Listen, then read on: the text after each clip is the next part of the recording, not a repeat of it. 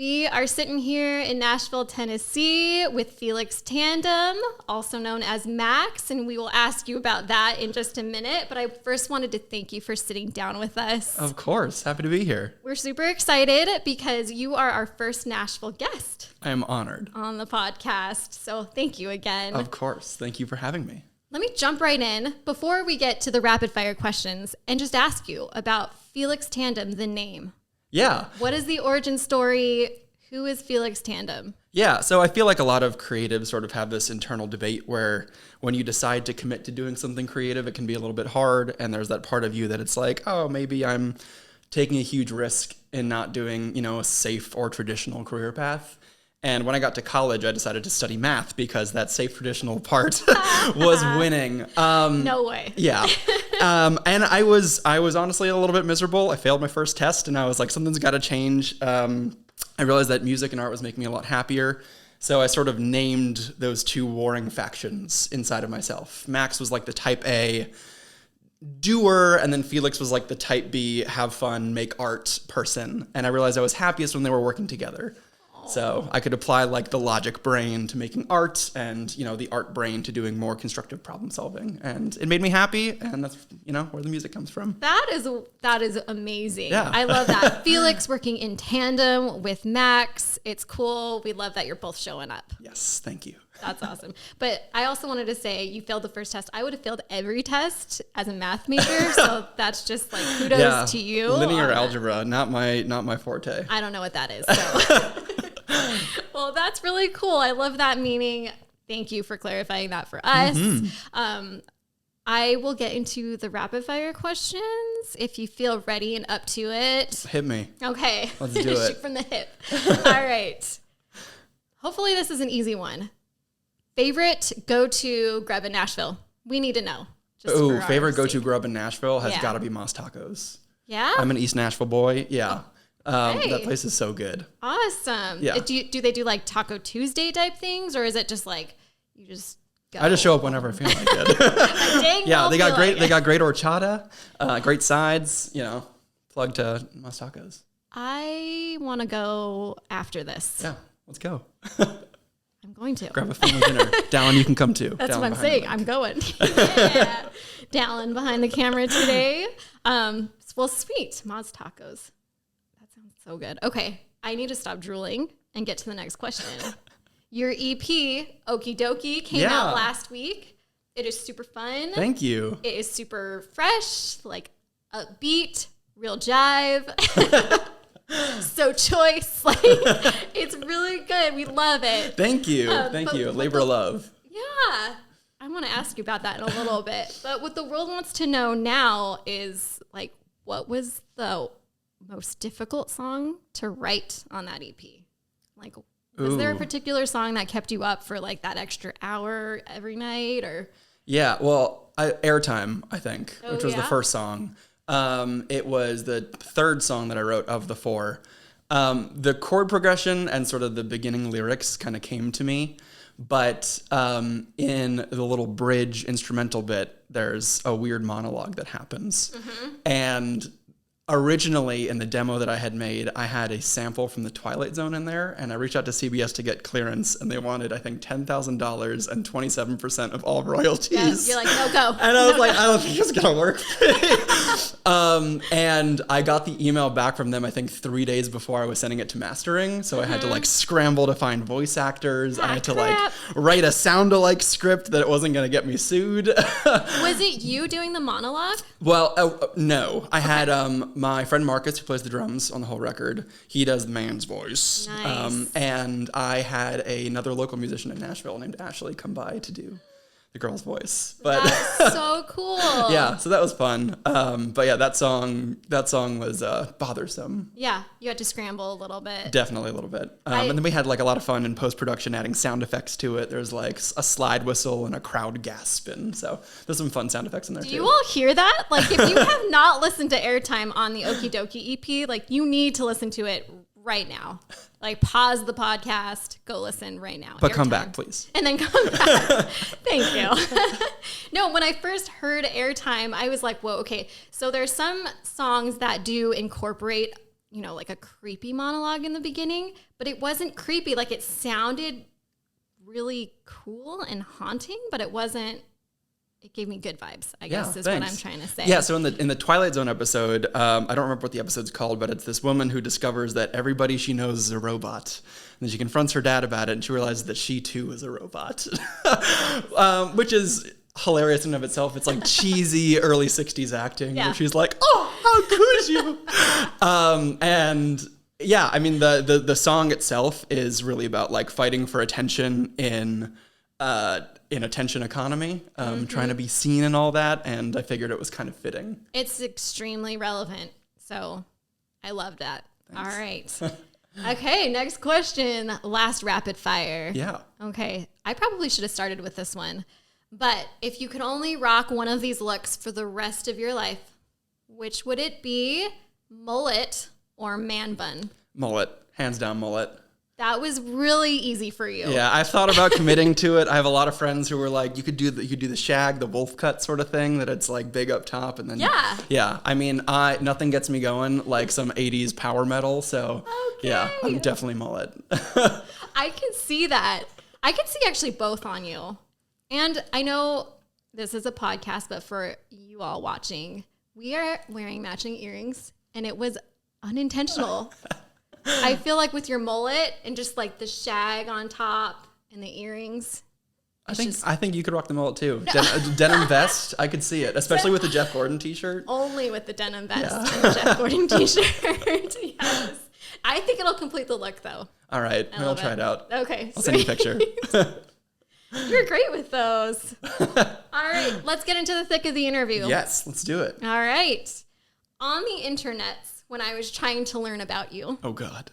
You've been described as the following: grunge pop, garage pop, pop punk, hyper pop, dance punk. Now, I don't want to like put you in a box, label it, and ship it away. But what I do want to know is, as you write your music, who do you envision your music being for? There are people on the other side of these sound waves. They're browsing through Spotify, looking to listen to you. Yeah. Who are those people? I definitely write the music for myself, first and foremost, I think. I think that's the best way to approach it. For me personally, at least. I try to make it accessible, and fun is definitely one thing that I need to get across in the music. Because when it stops being fun, I think that's when I know it's time to hang up the towel. But yeah, I think it's for myself first. I listen to a lot of different things. Inspiration sort of comes from everywhere. Yeah. So I guess I'm never really thinking about the final product as it happens. I write a lot of lyrics sitting on the toilet. I write a lot of lyrics right before I go to bed.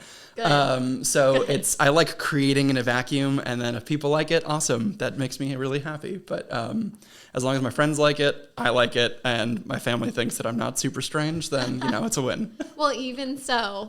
Yeah. I love that. Well, cool. So it's for everybody. You hear that? Check it out, everybody. Yeah.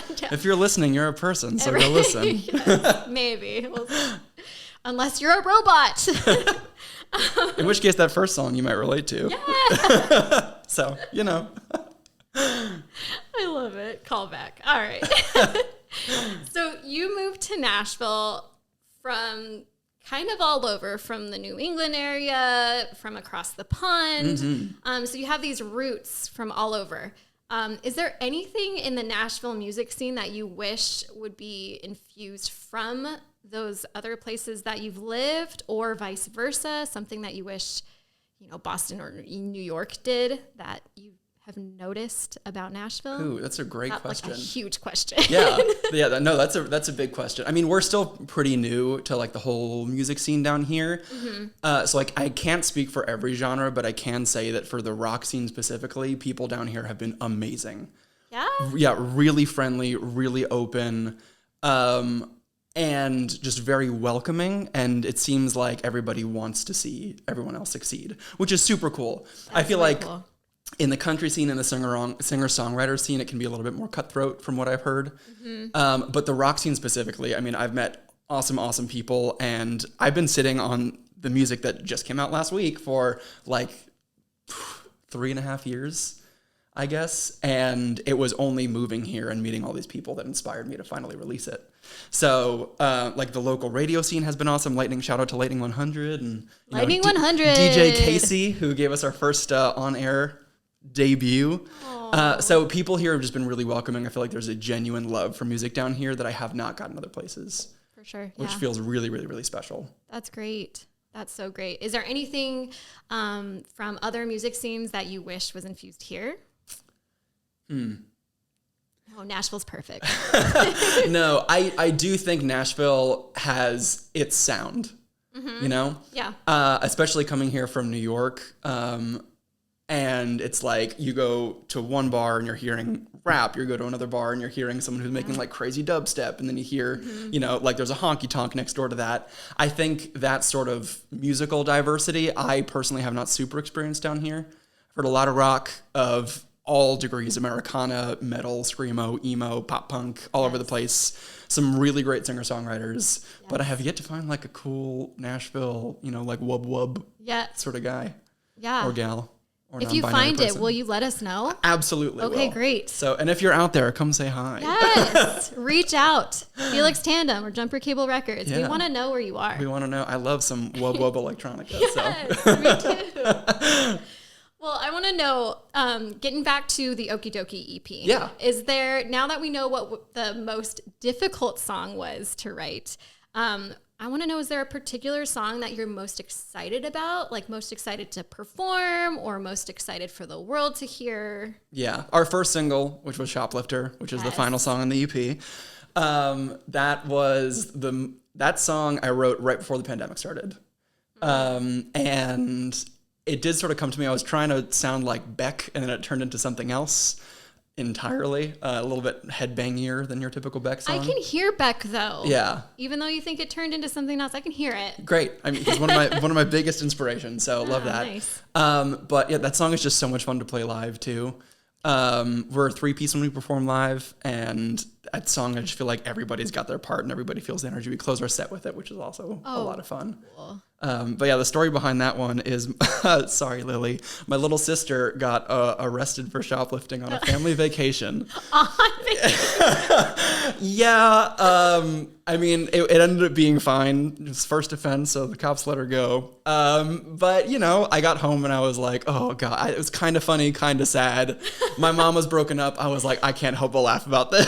Yeah. And I decided to write the song about you sort of like misplaced confidence and machismo and all that. Yes.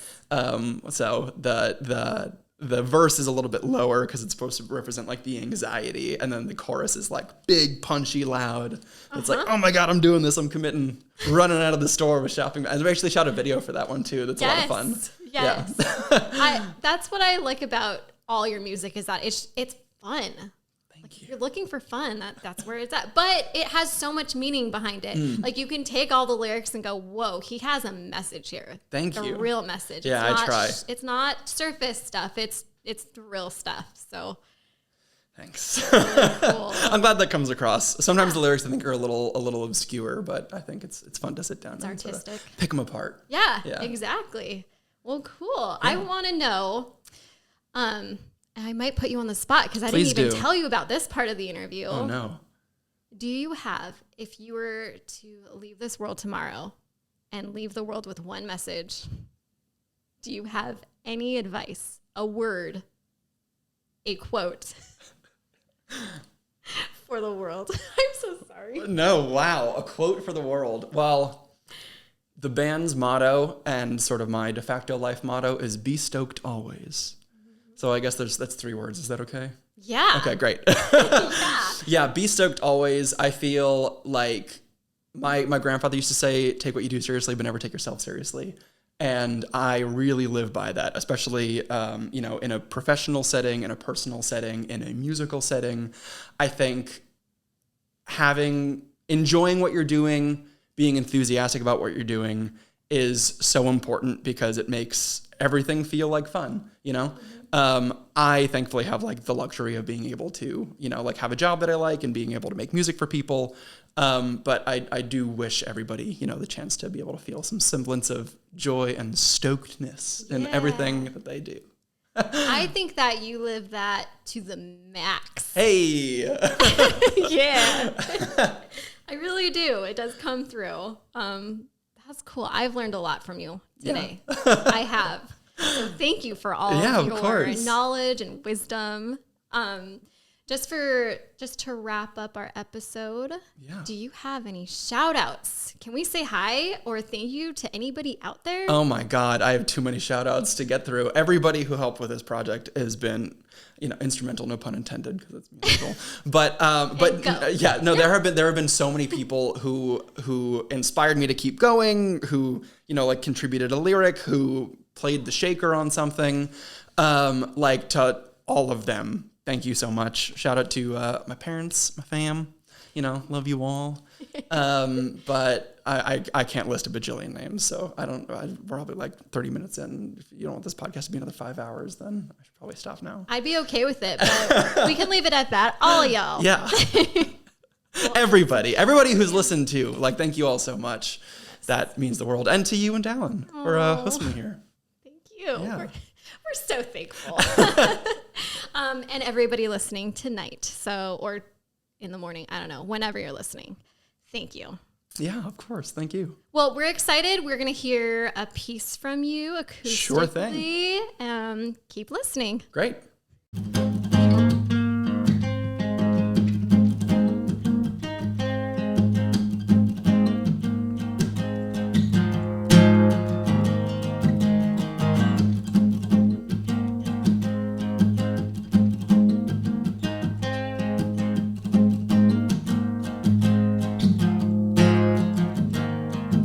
When the beats in your chair turn your eyes into hair and the world keeps rolling away, you got a look in your eyes and I don't know what to say, because the waiting don't stop till you're stuck on top. I know there's gotta be another way, and the tiny voice inside my head is begging you to stay.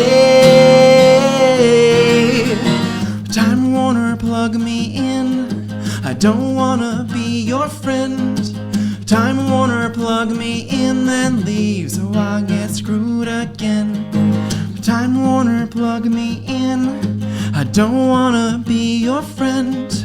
Time Warner, plug me in, then leave so I get screwed again.